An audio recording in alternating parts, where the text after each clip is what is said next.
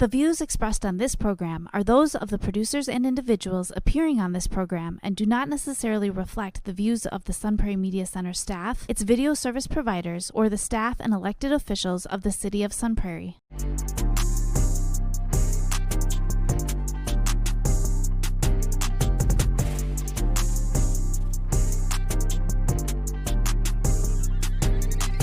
You are now listening to the Allen and DJ Show on 103.5 FM WLSP-LP, Sun Prairie, Wisconsin.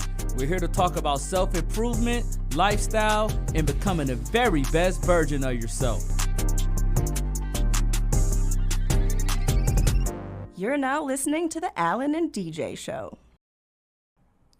Yo, yo, yo, Milwaukee, Sun Prairie, and representing always Marquette University and all the surrounding areas in southern eastern Wisconsin. Welcome to the Allen and DJ Show, man. And I'm Allen. And this is your boy DJ. My dirty, what's good, man? I'm doing good, man. How about you? Oh man, I'm cool, man. William J. Smith, how you feeling, dirty? I'm doing pretty good. Man, I'm cool, man. You know, I feel like this deer is addicted to me for some reason. Why the deer keep chasing me? I don't mess with nobody but me. I can't go in the gas station no more. And then it just kept circling around the car like this, acting all a fool or whatever. And you know what I said I'm talking to him. So why? What's your problem with me? I think that deer's addicted to me. Oh, really? I think that deer's really addicted to... Got it, DJ. That's what we could talk about today. Okay. We're going to talk about addiction. Mm-hmm. But we need to talk about different types of addiction. Okay. Let's talk about it, man. Let's talk about it, because that deer's addicted to me. But we're going to talk about that at another time. Oh, but yeah, so it's different types of addiction, though, that I want to talk about today, guys. Yeah. And this is a topic that everybody needs to hear. Like, I feel like some people in the world is even might going through some of this.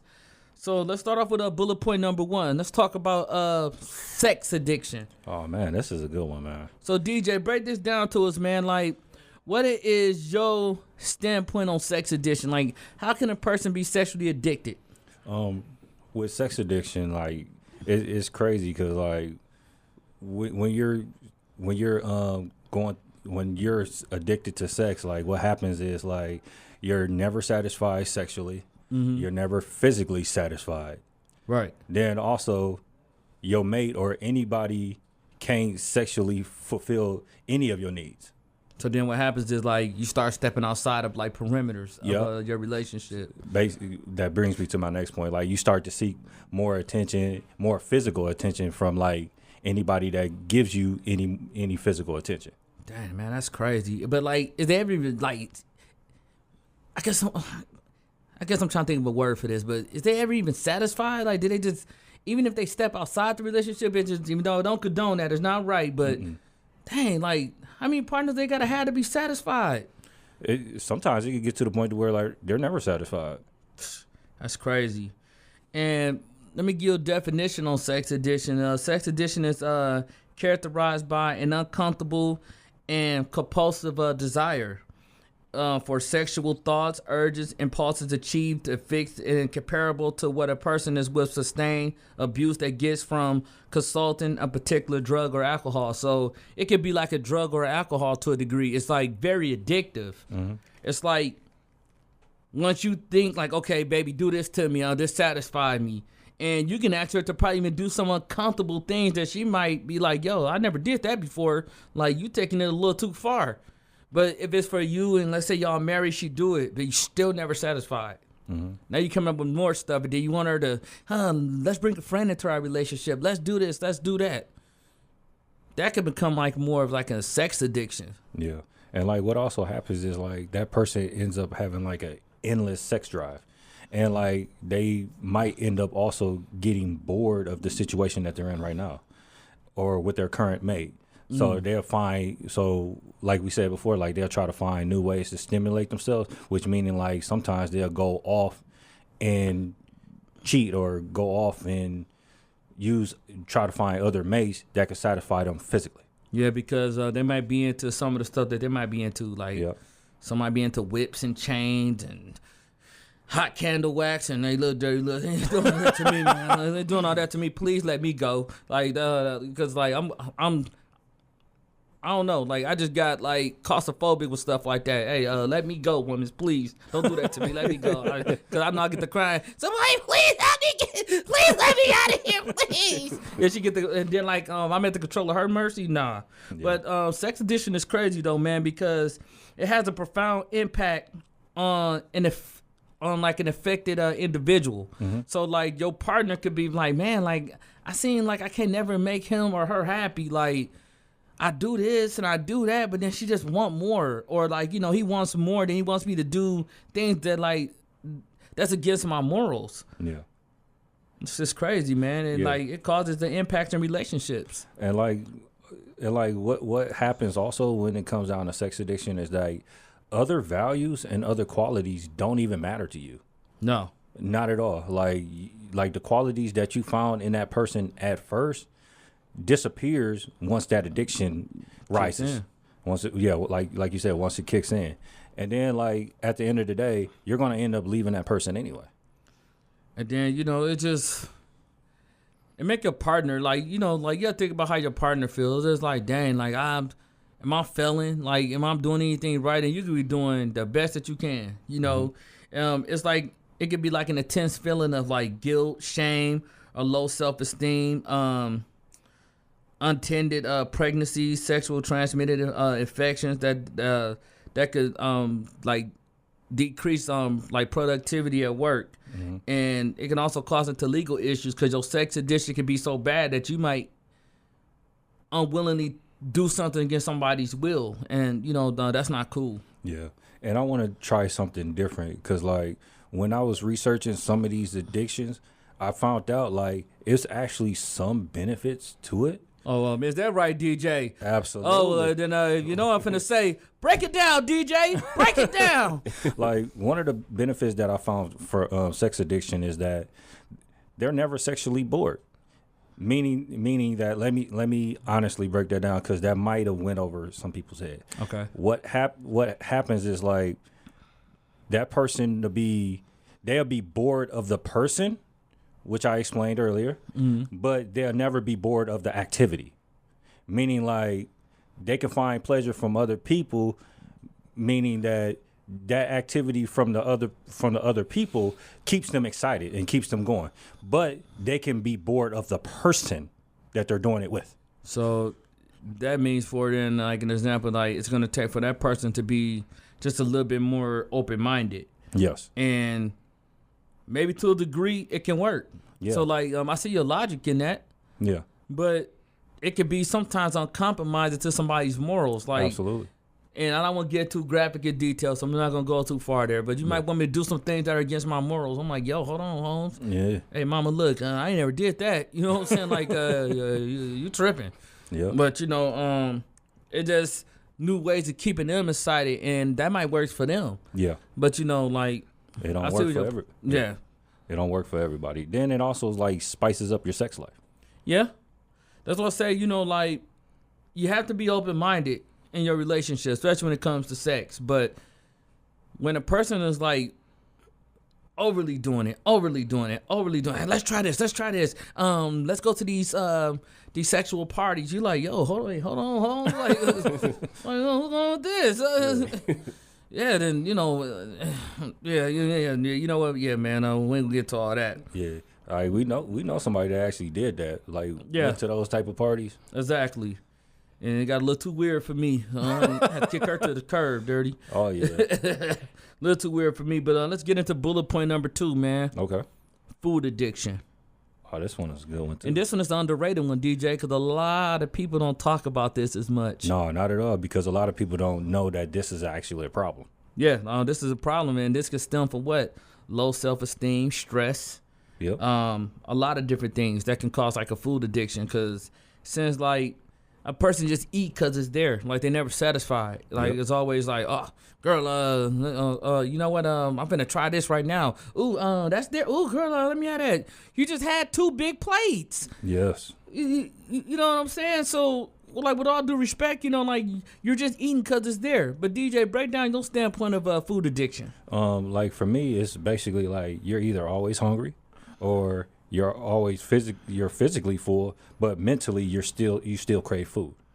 But you can also get full, but end up hungry again like 15 minutes later, which meaning like when you go to like a fast food restaurant, you can eat something and be full, but then turns out that 15 minutes later, you craving the same thing again. And a lot of people just eat stuff just because it's there. You know, like food addiction to me is like a behavior addiction, where then a person becomes more dependent on certain types of food and has like an intense craving and difficult control urges to always keep eating food. So boils back to my point.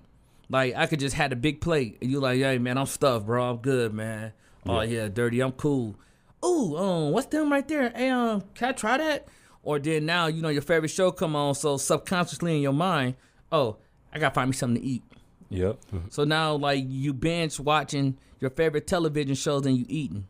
Yep. That's an addiction. That's a food addiction. Yep. And then like when you're addicted to food, like certain like you're addicted to like certain foods, and then you're always craving sometimes the same type of food. Right. But then also with the effects of it is you can also end up gaining weight from it, and you can suffer from like disorders like obesity, heart attacks, and sometimes even strokes. Yeah, poor health issues, and you know, and that comes from like sometimes some people are like emotional eaters. Yep. They eat because they're stressed out, and it could be with the stress of life and everything. And in a 2021 study, which was published by fronters of psychology, stated that food addiction has been linked to multiple health complications, encompassing psychological and physical issues diminished from self-esteem, major depressive disorders, binge eating, like as far as like what we just talked about, you know, binge eating, watching your favorite TV shows, metabolism imbalance, also selective foods like consumptions. You have diabetes and cardiovascular heart disease, which can come from that, and obesity status, which could lead to like addictive like behavior. So that could cause a person to just, you know what I'm saying, eat so much that they have poor health issues. Like you see that on shows like My 600 Pound Life, you know, that could come from like just a person just always having that addiction to eat. Yeah. And like what I've observed from like people having like food addictions as well is like it makes them lazy and unmotivated to do activities. Yeah. Like I see like when I'm at certain places where like somebody will eat and then like an hour later they don't want to do anything.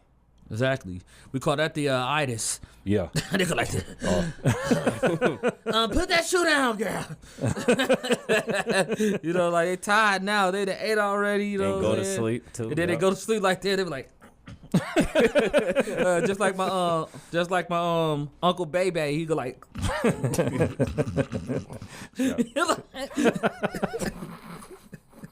Hey, you know, I'm trying to laugh, but man, I'm like, Dirty, wake up, man. Hey, once they fell asleep, he had the plate on his stomach. You like, ladies and gentlemen, what I'm basically trying to say in so many words, that's a food addiction. Yeah. You know what I'm saying? So, you know, you don't want to be like that, man, you know, because, you know, health is wealth. And, like, how you going to enjoy your wealth and everything if you're not as healthy, you know? So you don't want to be like that. And then, like, what it also, like, makes you do, like, as far as like if you're in a relationship, it makes you predictable and boring, man. Yeah. Meaning like you're either always cooking food or you're always going out to eat on your dates. Or if you do an activity, what's gonna happen is food gotta be present in that activity. Right. Or boys be back to my like the first date episode where we talked about that. You know, it's just like this dude is so addicted to food, he's spinning in the kitchen. Oh yeah, she's gonna love this. They put a little sausage and pepperoni, he's singing.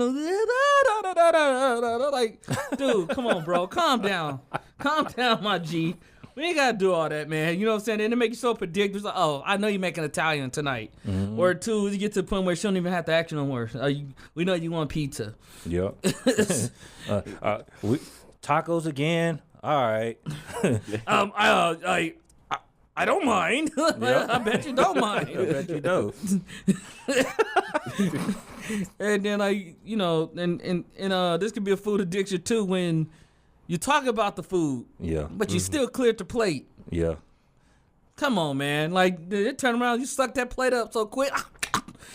It could have used it a little bit more salt. Yeah, okay, but you still ate the food though. Hey, I seen that one time. Like, I was out, and I was out with like one of my friends from the gym, and like this bartender gave this lady a drink. Like, it was like a margarita or something like that. I'm not gonna say the place or whatever like that for the sake of the podcast, but like, he gave her a margarita for free because it was a new flavor that they never tried. I guess it was like charcoal flavored, but it had like blueberries and stuff in it too. And she tried it, and she was like, "Oh, it's all right, but I don't like charcoal like that." Man, 5 minutes later, that whole drink was gone. Point exactly. A thirst addiction and a food addiction. We're gonna say it like that, but like, like lay all jokes aside, man, it's true. Like, and that can impact your relationship because like your partner start getting worried about you. Like, hey, look, honey, you haven't been yourself lately. Like, you've been overeating. I'm worried about you.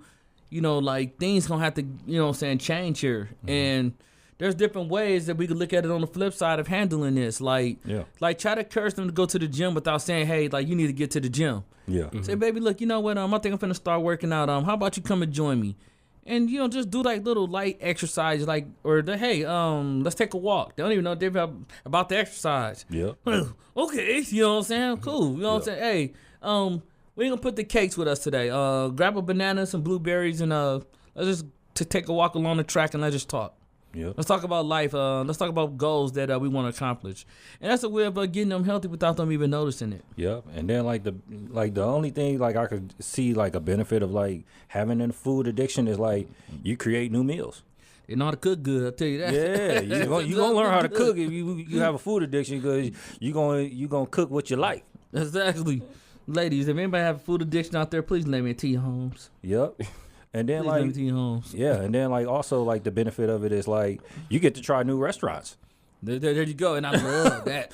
Oh yeah. Like, let's try this restaurant right here called the Blue Oyster. Just making up a name, but you like, dang, like, how you know all these restaurants? Man, come on, dirty. No, something ain't right. Not a food addiction or something. This right here's called the Flame. We're gonna try this out today. Like, man, I like this cat. This cat knows what some good food is at. I know, right? But let's bring me to bullet point number 3, DJ. Yeah. Which is kind of in similar roles of like sex addiction. Absolutely. We're gonna talk about pornography addiction. Oh, this is a good one, man. Let's dive deep on this because there's millions of people in the world that had this issue, whether they want to accept it or not. Like the crazy thing with this one is like people don't even think that they have it.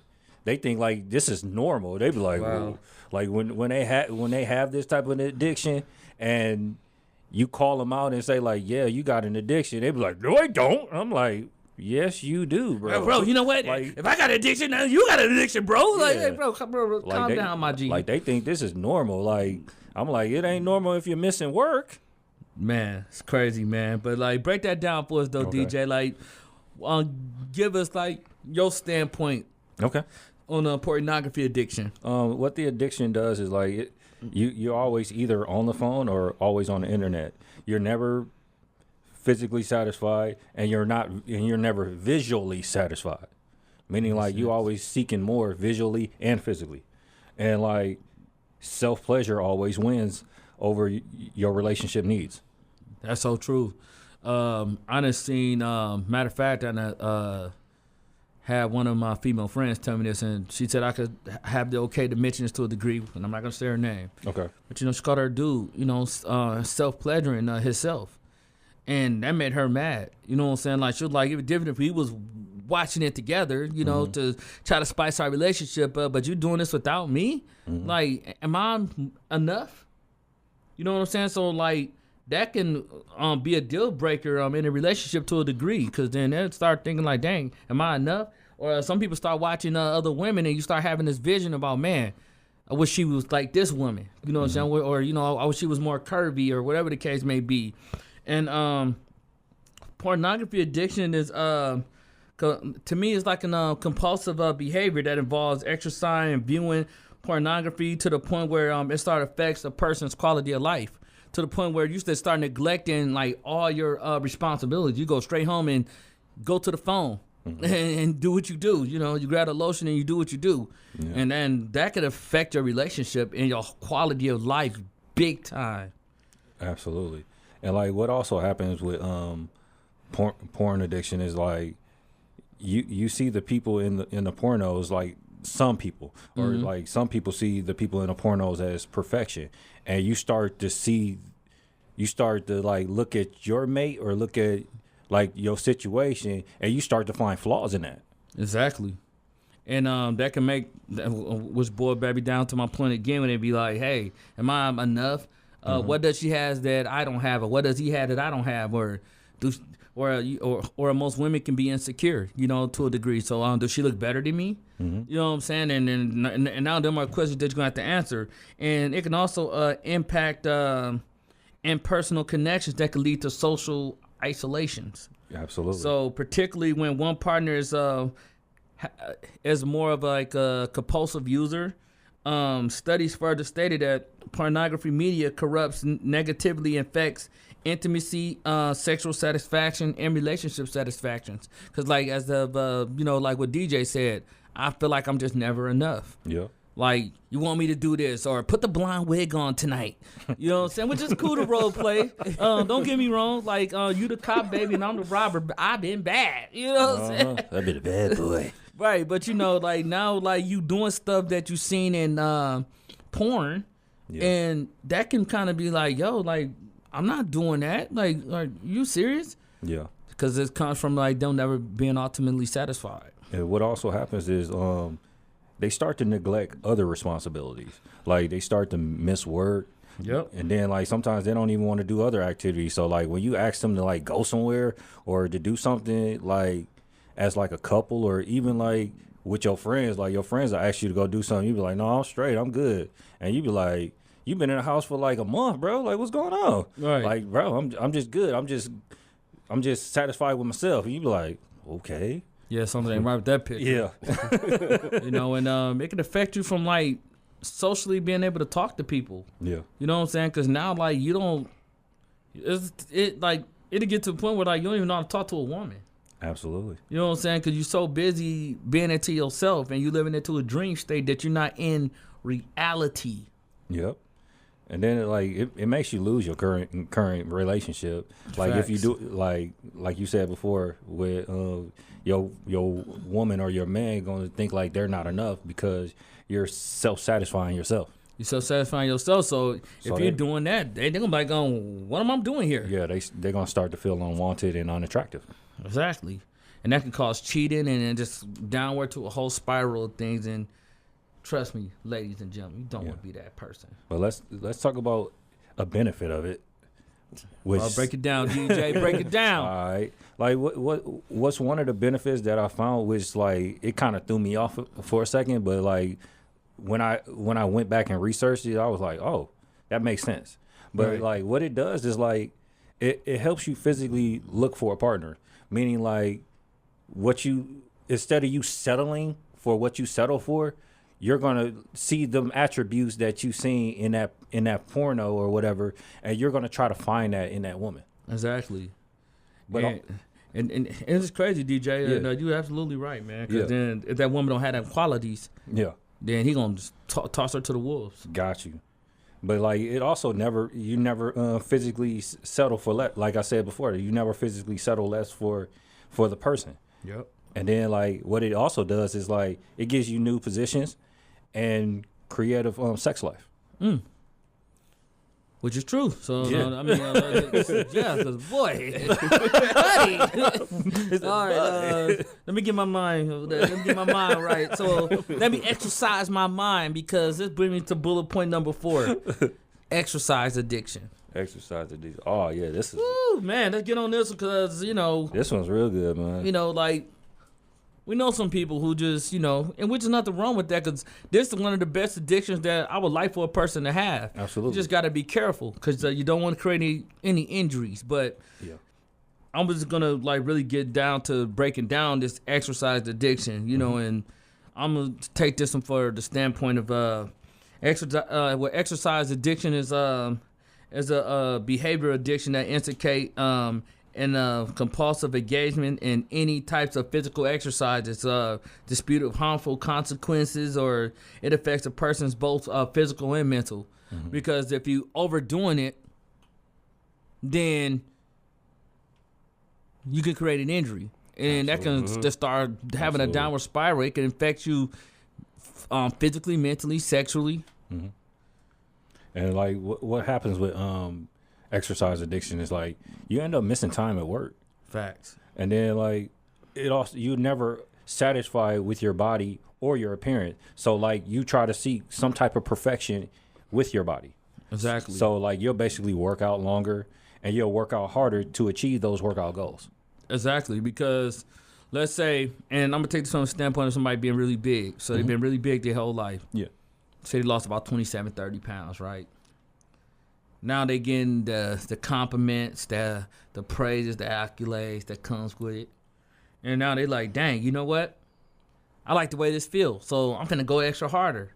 Yep. And they like the celebration where it can cause like over exercising can cause like physical injuries. It can cause psychological distress, because you're just like, man, like if I could have just dropped just 2 more pounds last week, man, dog, I would have been there, bro. You know, like calm down, my G. You don't like you're doing too much. It can interfere with self-worth and image, and it can also cause eating disorders. Absolutely. Because people starve themselves out. Yeah. And like what also happens is you overwork your muscles, and like you said before, like you can get injured, but it also slows down your muscle recovery.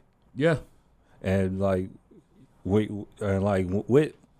also what people miss about exercise addiction too is like they basically sometimes to gain muscle, sometimes they'll overeat so they could turn that into muscle. And right. What also happens is their diet to lose weight so they could cut the fat and gain lean muscle or become skinny. Yeah. I done seen this. This brings me back to a long time ago. So we went back at this at our old gym. Mm-hmm. I remember this girl was she passed out. Oh, I remember. She walked that. into the wall. She almost passed out. Right. Yeah. Then went into the locker room and did like boom. You know what I'm saying? Because fell straight backwards. She had to be a size 2-inch in the waist. I'm like, woman, how much more skinnier can you get? Yep. And she used to make herself throw up in the bathroom.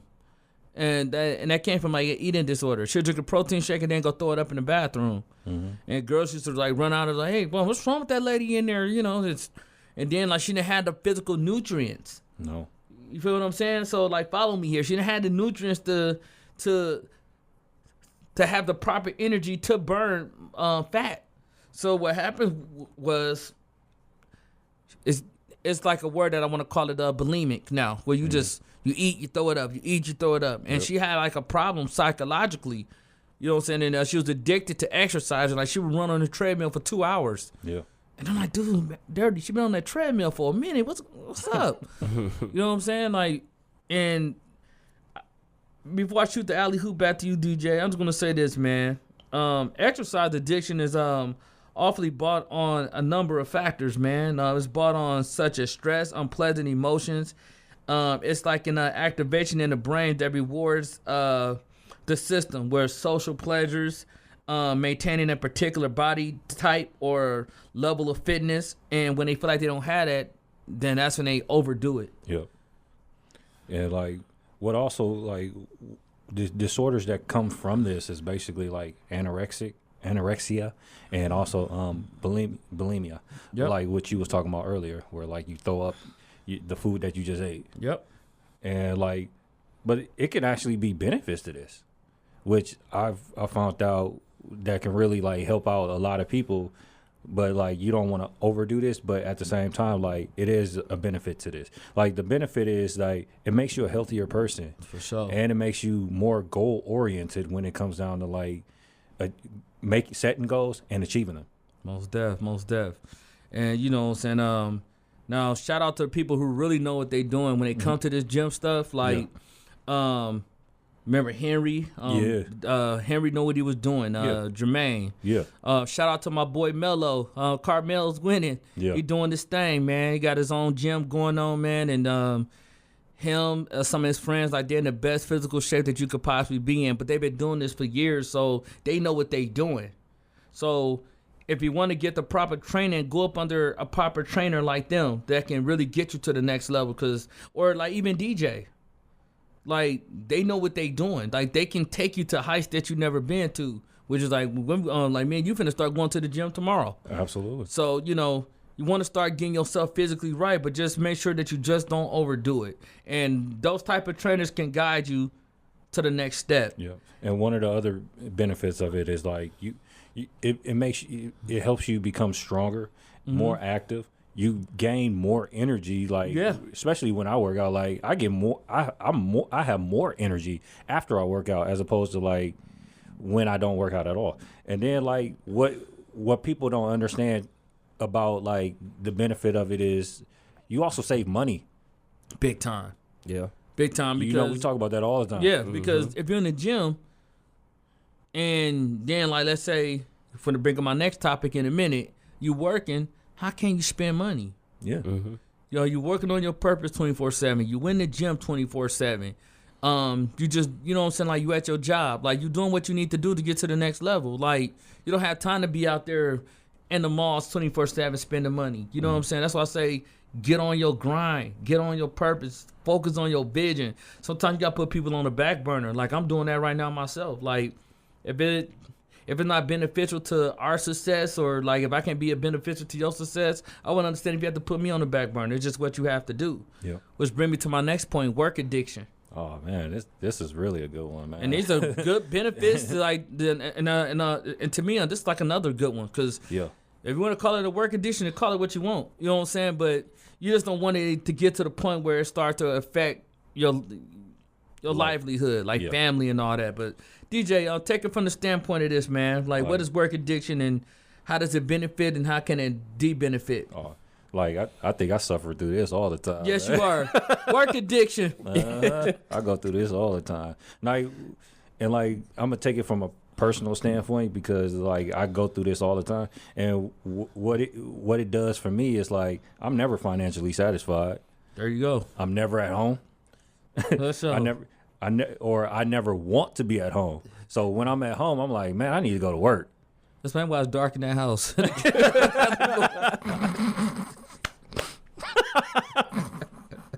Curse blow it like turn this time. No, just playing.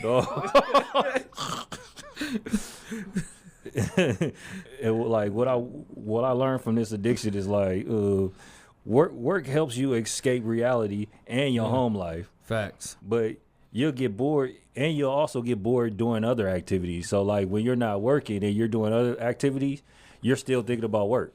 Still thinking about work, like how can I make another dollar? Yep. But which is a good thing though, because that's a entrepreneur's mindset. Yeah.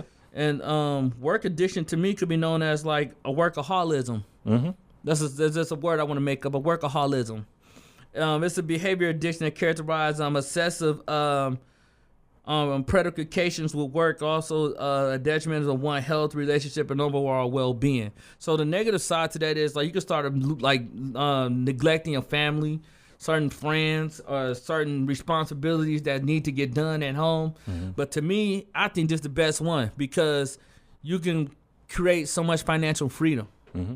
Like, I'm not against this at all. Like, I feel like you should be working. You should work for the things that you want to have. And you should build up a level of financial security because then it keeps you out of people's face. Yeah. And I feel like you need to have this type of addiction, especially if you're broke, man. Exactly. Like, that's, like, this need to be the time where, like, you need to really get it up. You need to be on some, like, okay, I got to grind. Like, I got to focus. Like, I got to get it in. You know, like how we always talk about, hey, how that's looking, bro? He's like, hey, Dirt, that's good. Okay, bet. You know what I'm saying? And come up with something that's a group or a team where like y'all kick funds in, where it benefit to y'all business, just like the Allen and DJ show. We came up with some funds that benefit to our business, and we're like a brand that is like constantly building, and a brand that is on the rise. And like what also happens, like from my personal experience, is like I physically don't want to do other activities because after I get off work, I don't have the energy to do it. Yeah. Oh, yeah, facts, man. Yeah.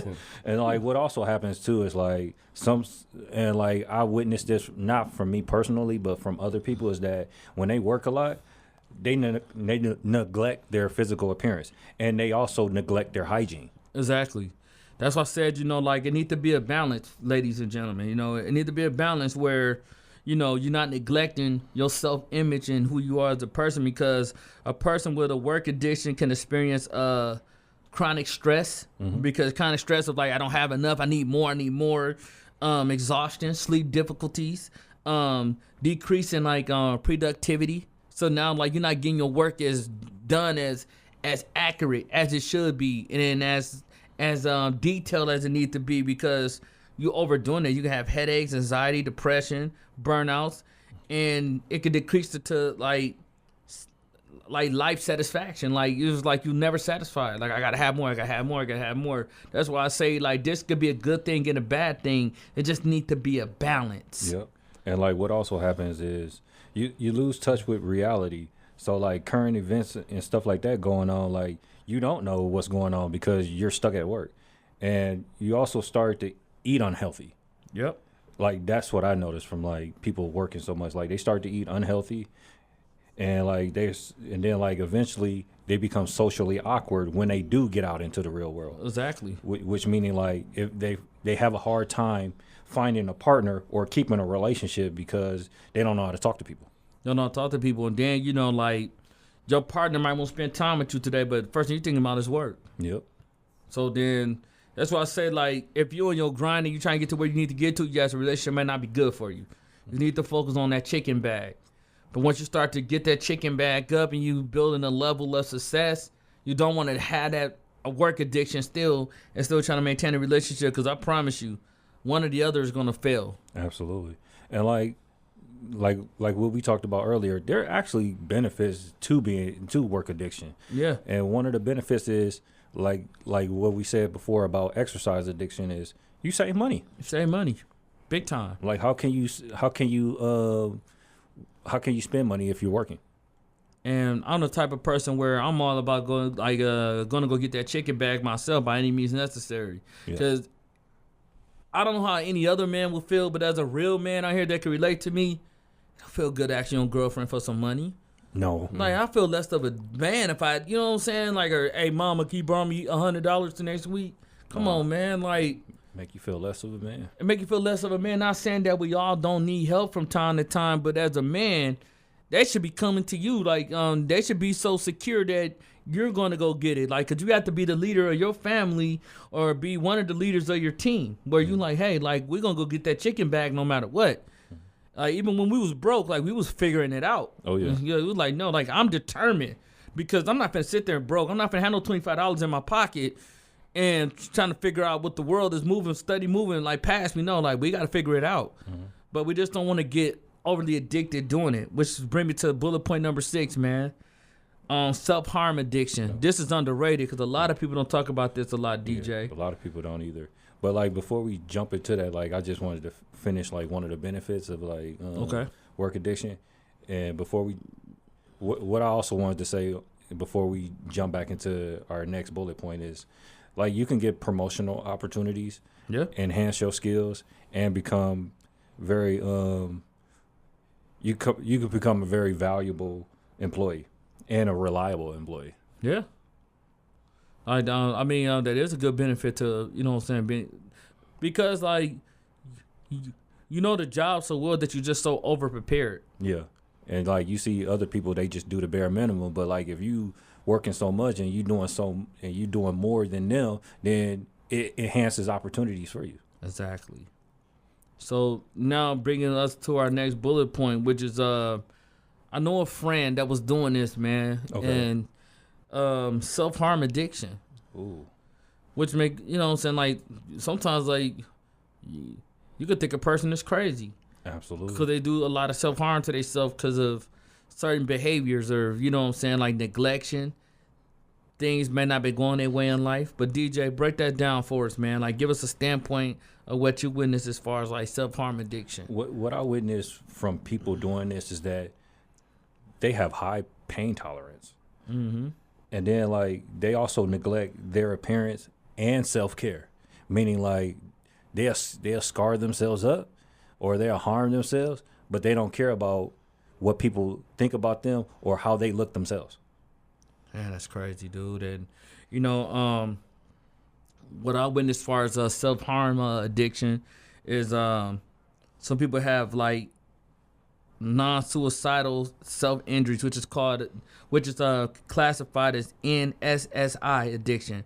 Refers to as a compulsive pattern or durability infliction harm of oneself or one way of copying emotions and distress and regulating overwhelming emotions. So let me break that down, which is like a person who's been neglected their whole life as a child, and then they found that one person that they love, and then something that could just go wrong, and it brings back these old thoughts, and niggas going, to get to hitting themselves and stuff like that. Like you're like, whoa, wait, hey, look, what's going on here? And this is something serious. People go through this, man. Yeah, absolutely. You know what I'm saying? People go through this, and it's important to know that self-harm addiction is not an official diagnosis, but it is classified system as a diagnosis. It's of statistical, manual, and mental disorders, which is based on the 5th edition. Absolutely. And like what happens when you have self-harm addictions is like emotional pain can enhance that activity. Yep. Or even like repressed memories can enhance that activity. Yes, sir. Yep. And mentally, and what happens also is like you're mentally out of touch with reality, or scars can end up being infected, or it can get to the point to where like it's so extreme to where like you can end up killing yourself, or end up overdosing. Or like end up overdosing because they feel like, you know, no one in the world cares about them, or life isn't worth living. I just lost everything. I lost my family. And then they, you know what I'm saying, want to end it all. And, you know, like it's not cool, because the effects of self-harm is what I want to talk about. The effects of self-harm addiction could include like physical injuries. It can include cuts and bruises, mental health problems, social isolation, strained relationships with like loved ones, and also feelings of guilt, shame, sorrow, and also low self-esteem. Mm-hmm. And that can enter into like a person feel like they lost everything, or like they never been worthy enough, and they feel like if they self-harm themselves, that's a way of getting attention. Absolutely. And then like what also happens is they use sharp objects to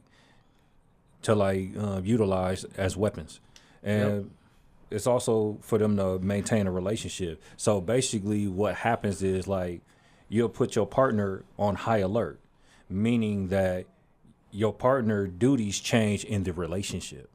That's true. Meaning like if the man in the relationship was supposed to be the protector and the provider, he might turn into a protector, but he also has to turn into a caregiver, which that's not really one of his characteristics. But he has to do that because he has to watch over you now. And that could be uncomfortable, man, because it's like, hey, look, that's not my job. You know what I'm saying? Like, I've never been in a situation where I feel like I got to watch over you. Yeah. And that can cause a lot of stress in that person, because they, I could be sleeping. I got to get up and check on you real quick because I don't know if you're going to harm yourself or not. Mm-hmm. You know what I'm saying? So, like, that's a whole nother world, man. But if you know somebody going through something like that, like, you know, we're not doctors or anything like that, but really try to seek them some help. Absolutely. Because that's something serious. Yeah, it is. And then, like, what it also does is, like, it turns the person in the relationship as a motivator. And you, like, I shouldn't have to always motivate you. Exactly. Like, you should be able to motivate yourself. But if you don't motivate that person, they might mess around. And the day that you don't motivate them, they might end up dying. Ending it all, because you might say, I don't know, DJ. I've been ugly my whole life, so if they say I am, then I guess I am. And you're like, dude, come on, bro. Like, stop feeling like that, dude. Like, dude, you better than that. Like, you got to believe you're number one. And, you know, it's like you're talking to a kid. Like, you gotta constantly keep motivating them, and then they be like, you really think I can, bro?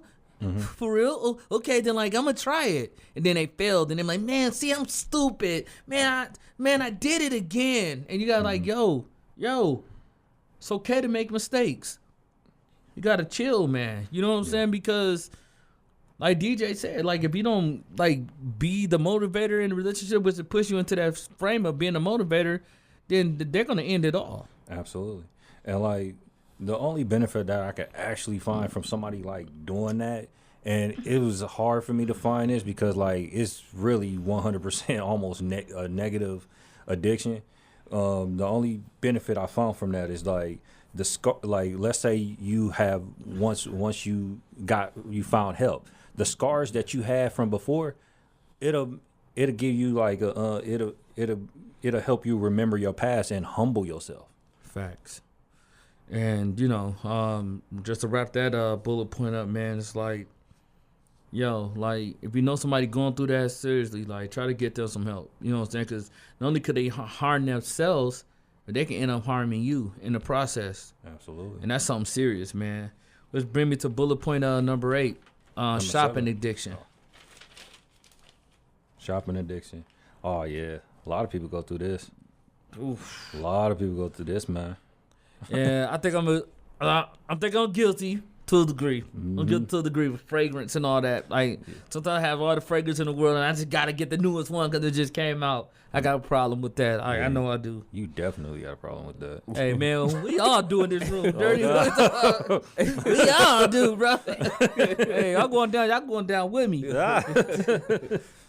No, but DJ, break that down to us though, man. Like, how do a person realize that they have a shopping addiction? It gets to the point to where someone spends a ton of money, and it gets to the point to where like they either become broke or they become a hoarder. Break that down, DJ, man. Break that down. Because man. like you gotta always buy the latest thing, but you only using it once or twice, and it's just collecting dust. It gets to the point to where like you clutter your house. Yeah, and it's not as valuable no more. Like shopping addiction is a person's inability to control the urges to make purchases consistently. So people with shopping addictions, that's how they cope with stress and anxiety. Some relieve boredom because they be bored a lot, or like indulge in excitements by buying something. So which meaning like if like money is burning fire in your pockets, then you, hey, let's go to the mall today, bro. And you like, or hey, girl, what you doing? Oh, for real, girl, let's go to the mall today, girl. I'm bored. I'm gonna get my nails done, and after that, I seen that cute dress I wanted, girl. Yes. So then, dirty knowing line. So it starts with what? Boredom. Yeah. And like inconsistency to maintain funds, so you just gotta shop. Absolutely. And what shopping addiction does also is you work a lot to support that habit, and you start to neglect other activities. You start to neglect your financial responsibilities. Big time. And you're never satisfied with material things. Never satisfied. It's like you got to get the newest thing. So, like for an example, like I could have just bought you some shoes. Yeah. But now these other new shoes just came out, and these shoes could be costing a pretty penny. And you're like, babe, I'm trying to rub up on you, trying to butter you up. Babe, babe, like I look good in these shoes, babe. Hey. It ain't working with me. But I'm just saying in general, though, you know, like a lot of simps, they fall for it, the okie doke, and they buy them. And you just like, dude, I just spent $600 on this last week. Yeah, but this color came out, baby. And my friends going, hey, we can't beat them. No. You know what I'm saying? Because then that can cause like a lot of like disruptivity in like your finances, like. And I'm gonna break down a little point before I shoot the alley hoop back to DJ. Shopping addiction can cause several problems: financial issues and compulsive collecting. So you're just collecting a lot of dust. Addiction items that goes deeper to like emotional issues. That's a mental health problem right there. and conditions that can cause external environmental issues as well. So you just got a cluttered house. And you're like, dude, man, I can't even walk through here, man. What's up with all these shoes everywhere? You just gotta, because you gotta realize, like, you got a shopping addiction, you got a problem. Yeah.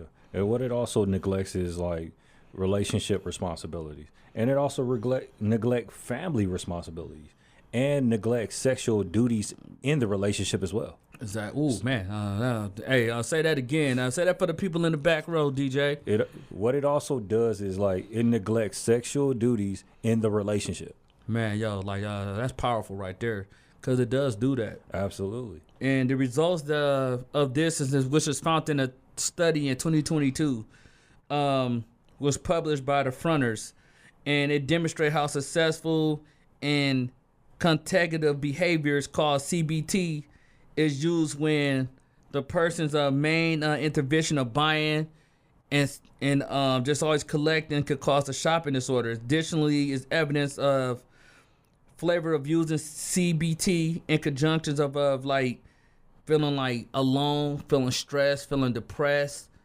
and that's not always good. You know what I'm saying? Like, you shouldn't want to like just keep buying things because you feel like that, or because you're bored. Yeah. And what also happens is people use other outlets of money to support the habit. So they'll get to the point to where like they're going their savings and use that money. Oh yeah. They're going their 401k and use that, or they're going their 503B, or they might even use their credit cards and max out all their credit cards, bro. I done seen that. Man. Like I done seen somebody go to the ATM like 4 or 5 times for like no reason. No reason. Like, remember, and this is a true story, downtown Chicago. I'm at this particular store buying the fragrance. I think we was down there getting some niche or whatever. And one person in line was holding us up. He had like probably about 8-9 bags. And he maxed out this card. He said, try this one. That was, sir, decline. Try this one. I'm like, dude, come on. Obviously something ain't working here. You got a problem. Stop it. Get out of line, man. Like, come on, man. You holding up the line, brother. You know what I'm saying? But then none of the cards worked. And he was mad. He was livid. But that came to him not having control of his finances. No. To the point where you maxed out like 9 credit cards, man. Come on, man. You got a problem. That's crazy. I'm like, this dude is he serious right now? Yeah. And then one lady behind me blowing her hot breath on me, I'm like, oh my God. I'm like, hey, come on now. Hey, ma'am, look, don't do that. Don't do that. He said, hot breath. It's like big red bubble gum. Like, hey, man, don't do that. Don't do that. But like the only benefits I can like see from like somebody having this type of addiction is like you're always gonna have a new wardrobe, and you're always gonna find what you're actually looking for. And from a relationship standpoint, you don't need a relationship to make you happy because shopping makes you happy. Shopping always make you happy. Shopping covered. They can say, look, I'm not happy. I don't leave it. Okay. And they're gonna go right to shopping, gonna make them right happy again. It turns them on. But yeah, like that's just gotta stop. Yeah, it's gotta stop. But I'm gonna get to another bullet point, man, and that's video game addiction. Video game addiction. And we knew about 3 people that really had this addiction to the point where it almost cost somebody's whole relationship. Absolutely. Oh man, like what this does, man, is you start to lose, like I said with the other one, like you start to lose touch with reality, and you start to lose touch with current events. So like you really don't know what's going on out there because you stuck in the house playing video games all day. You start to neglect your family. You start to neglect your friends and relationships. Damn, that's crazy. Which is deep. That's crazy, man. And you don't want to do other activities at all. And it decreases your sex life. You know, I had told one of my dirties this, man, because he had a problem. I'm like, every time I come over here, bro, you on this video game. But then you know what I'm saying, you crying that you broke. You're basically like a built-in babysitter because you're watching the kids and you barely watching them because you're playing the game. Mm-hmm. And it's like, dude, come on, man. Like that, like that's becoming like a disorder. But you know what, though? I'm going to wrap that up right here because we're going to dive deeper on this next week. We're going to do a part 2 to this, to addiction. Absolutely. So, DJ, what's your final thought on this part of what we talked about as far as addictions go? My final thought is like anything can be an addiction if you utilize it too much. Like, try to control your habits, and if you can't control your habits, try to seek professional help. Man, that's so true, man. And you know, like my final thought is like, I agree with DJ, man. Like, try to seek professional help, man. You know, like really, you know what I'm saying, try to minimize your addictions as possible, man, because you can lose relationships, loved ones, certain friends, you know what I'm saying, because these addictions can push people away. And that could just become too much just for any human being to bear. But until next time, follow us on the Alan and DJ show on YouTube. Follow us on the Alan and DJ fan page at Alan and DJ show on Facebook, and you can follow us on the Alan and DJ show at gmail.com. If you have any questions or comments or anything that you want us to talk about, you can find William J. Smith on Instagram and Facebook, and you can find my personal Facebook and Instagram at Alan Hutchinson. Until next time, let's not try to become addicted to certain things in this world that make us too addicted, if it makes sense. Until then, stay well, stay healthy. Peace. Yeah.